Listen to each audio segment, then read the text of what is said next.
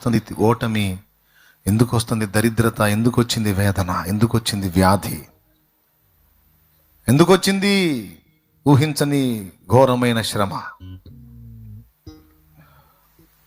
ఇందులో నా దోషం ఏముంది? ఇందులో నా తప్పేం జరిగింది? ఇందులో నా పొరపాటు ఏముంది? ఏమన్నాడు? నేను ఎంత మంచోడో ఆయనకు అర్థం కాల. నన్ను ఆయన సభలోకి పిలిస్తే రాజులాగా పోతా, తలెత్తుకొని ముద్దాయిలాగా పోను, ఎందుకంటే ఏ తప్పు నా దగ్గర లేదు, పెద్ద మనిషిని నేను అని 40 అధ్యాయాలు దరివేశాడు. దాదాపు 38 అధ్యాయాలు. ఎవరు?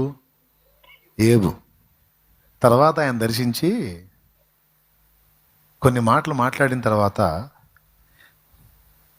జ్ఞానమునకు మించి నేను మాట్లాడాను, నా సంగతి నాకు అర్థమైంది కనుక నన్ను నేను అసహించుకొని బూడిదలోను ధూళ్ళను పడి పశ్చాత్తాపడతానని అన్నాడు. స్టార్టింగ్ ఏమో నేను పెద్ద మనిషిని, అంత మంచివాడిని, ఇంత మంచి, కొంతమంది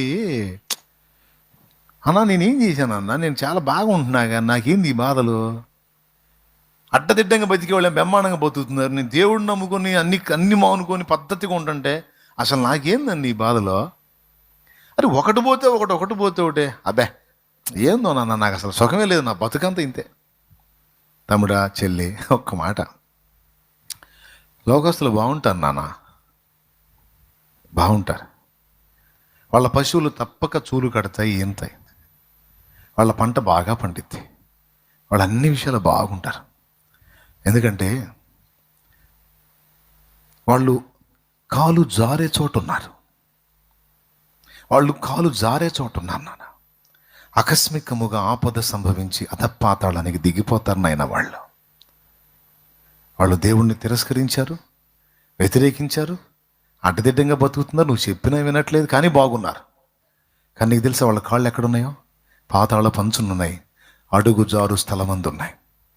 కానీ నీ పాదాలు ఎక్కడున్నాయి తెలుసా? ఆయన అరచేతుల్లో ఉన్నాయి.